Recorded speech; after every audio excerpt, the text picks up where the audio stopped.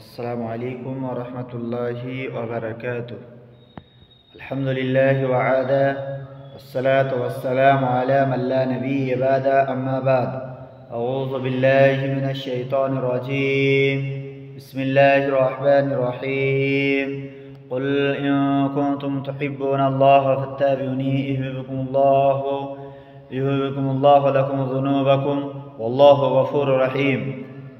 উপস্থিত সর্দি ও সম্মানিত সামনের বসে থাকা মুসাল্লিন কিরাম, সমস্ত প্রশংসা আছে আল্লাহ পাক রব্বুল আলামিনের জন্য, যিনি আজ আমাদেরকে একত্রিত হয়ে কিছু কথা শোনার তৌফিক দান করেছেন। তাই সকলেই বলে আলহামদুলিল্লাহ। তারপরে আমাদের ধর্মের নেতা, কর্মের সেরা, নবীকুল শিরোমণি নবী মক্কি নবী মুহাম্মদ রাসূলুল্লাহ সাল্লাল্লাহু আলাইহি সাল্লামের উপর লক্ষ লক্ষ শান্তির ধারা বর্ষিত হোক। আল্লাহুম্মা সাল্লি আলাইহি আল্লাহুম্মা বারিক আলাইহি।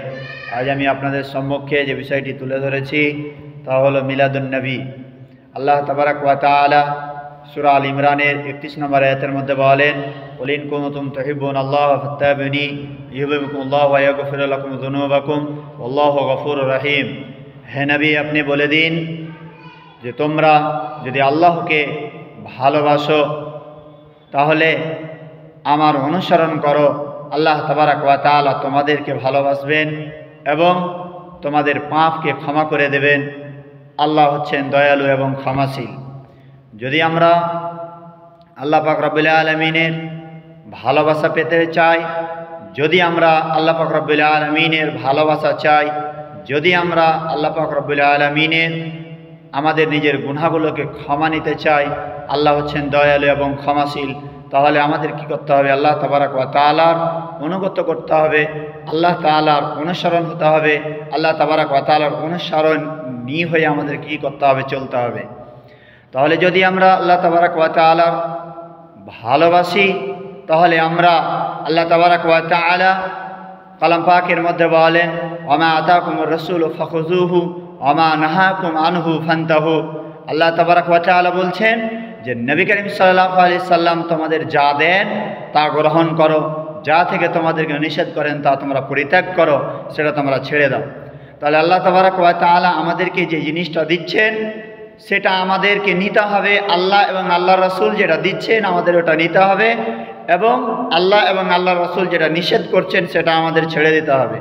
তাহলে আজকে হচ্ছে নবীর জন্মদিন উপলক্ষে যারা নবীর জন্মদিন পালন করে, তো আল্লাহকে এবং আল্লাহর রসুলকে সব থেকে বেশি ভালোবাসতেন, আল্লাহর রসুলকে সব থেকে বেশি ভালোবাসতেন সাহাবীদের মধ্যে।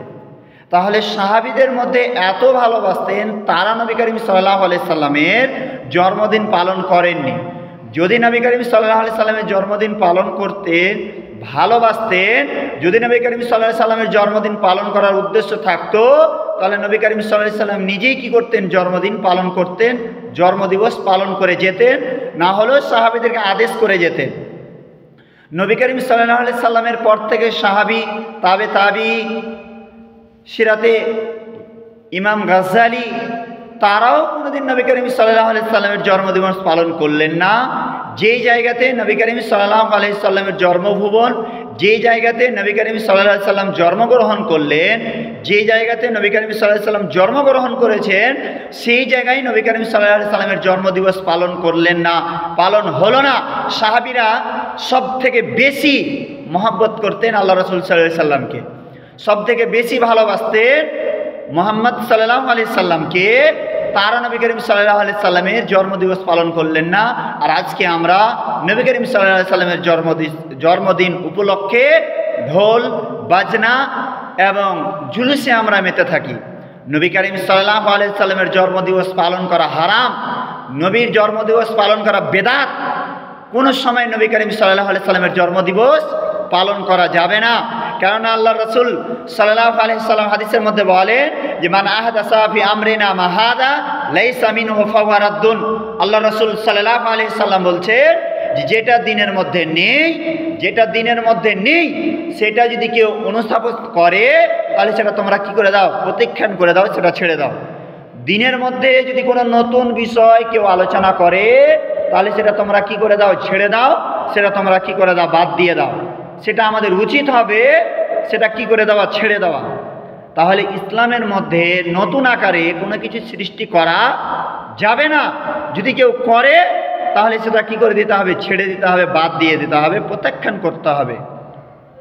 কেননা আল্লাহ রাসূলকে আল্লাহ তাবারক ওয়া তাআলা আয়াতের মধ্যে বলেন যে আমি ওয়ামা আরসালনা ইল্লা রাহমাতাল লিল আলামিন, আমি মুহাম্মদ সাল্লাল্লাহু আলাইহি সাল্লামকে সারা পৃথিবীর জন্য রহমত স্বরূপ পাঠিয়েছি। আমি মুহাম্মদ সাল্লাল্লাহু আলাইহি সাল্লামকে সারা পৃথিবীর জন্য রহমত স্বরূপ পাঠিয়েছি। তাহলে আল্লাহর রাসূলকে যদি আমাদের জন্য রহমত স্বরূপ পাঠিয়ে থাকে, তাহলে আল্লাহ রাসূলের জন্মদিবস পালন করার কথা যদি হতো বা পালন করতে হতো, তাহলে তো আল্লাহ রাসূল আমাদেরকে বলে যেতেন যে আমার মৃত্যুর পরে আমার জন্মদিবস কি করবে, তোমরা পালন করবে। এ কথা আল্লাহ রাসূল বলেননি, আল্লাহ তাবারক ওয়া তাআলা আয়াতের মধ্যে কোনো জায়গায় বলেননি। তাহলে হাদিস থেকে এবং কোরআন থেকে কোনো প্রমাণ পাওয়া যায় না যে নবী করিম সাল্লাল্লাহু আলাইহি সাল্লামের জন্মদিবস পালন করতে হবে বা ঈদ মিলাদুন নবী পালন করতে হবে। ঈদ মানে হচ্ছে আনন্দ, ঈদ মানে হচ্ছে বারবার ফিরে আসা। আর মিলাদুন নবীর শব্দের অর্থ হলো যে জন্মদিবস পালন করা। তাহলে আল্লাহ রাসূলের আমরা কোনো সময় জন্মদিবস পালন করতে পারি না, কোনো এক মৃত্যু ব্যক্তির জন্মদিবস পালন করা যায় না। নবীর জন্মদিবস পালন করা একবারে হারাম, নবীর জন্মদিবস পালন করা একবারে বেদাত। এটা কোনো সময় কি করা যাবে না, পালন করা যাবে না।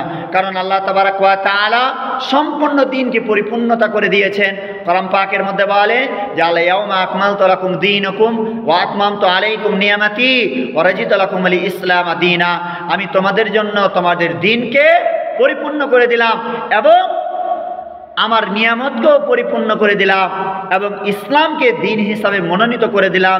তাহলে দিনকে যদি পরিপূর্ণতা করে দিয়ে থাকেন, তাহলে আজকে আমরা সেই দিন পাওয়ার পরেও, সেই ইসলাম পাওয়ার পরেও আমরা কি করে থাকি, নবীর জন্মদিবস উপলক্ষে, নবীর জন্মদিন উপলক্ষে আমরা কি করে থাকি,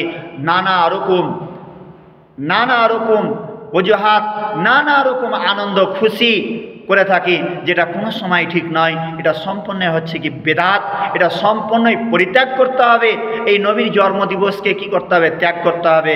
যদি আমরা ত্যাগ না করি তাহলে আমরা অন্যায় করছি, অশ্লীল কাজে আমরা লিপ্ত হচ্ছি, গুনাহগার হচ্ছি, পাপী হচ্ছি।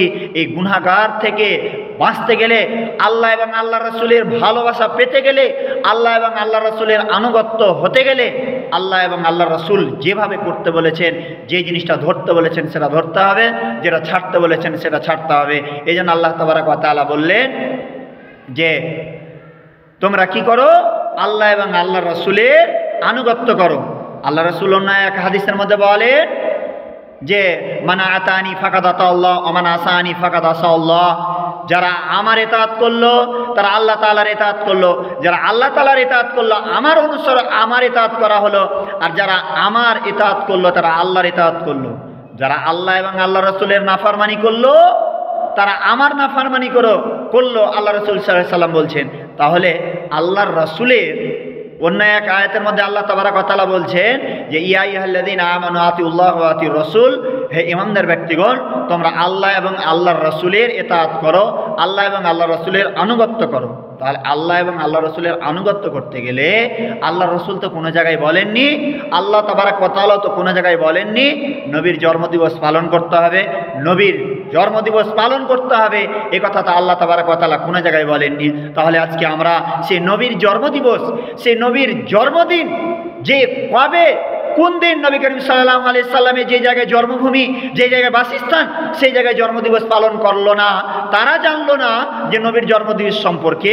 আর আজকে আমরা জেনে নিলাম যে নবীর দিন জন্মদিন অমুক দিনে কি করতে হবে, জন্মদিবস পালন করতে হবে। আল্লাহ রসুলের মৃত্যুর পর থেকে 600 বছর পর্যন্ত নবীর জন্মদিবস পালন হলো না। তারপর থেকে কি করে জেনে নিল? সাহাবীরা জানলো না, তাবিঈরা জানলো না, যারা সব থেকে বেশি ভালোবাসতেন তারা জানলো না, বাকি যারা ভালোবাসলো না বেশি তারাই জেনে নিল যে নবীর জন্মদিবস কি পালন করতে হবে। তাহলে আমাদের নবীজির জন্মদিবস পালন করা থেকে বিরত থাকতে হবে। এটা হচ্ছে একটা অন্যায়। আজকে হচ্ছে নবীর জন্মদিবস। এই জন্মদিবসকে প্রত্যাখ্যান করতে হবে, ছাড়তে হবে, সহযোগিতা বাদ দিতে হবে। আল্লাহ তাবারক ওয়া তাআলার কাছে দোয়া করি, হে আল্লাহ আমরা যেন প্রত্যেককেই এই নবীর জন্মদিবস পালন করা থেকে বিরত রাখার তৌফিক দান করেন। আল্লাহুম্মা আমিন। হে আল্লাহ, যারা করছে তাদেরকে বুঝার শক্তি দান করেন। আল্লাহুম্মা আমিন। ওয়া আখিরু আলহামদুলিল্লাহি রাব্বিল আলামিন। আসসালামু আলাইকুম ওয়া রাহমাতুল্লাহি ওয়া বারাকাতুহু।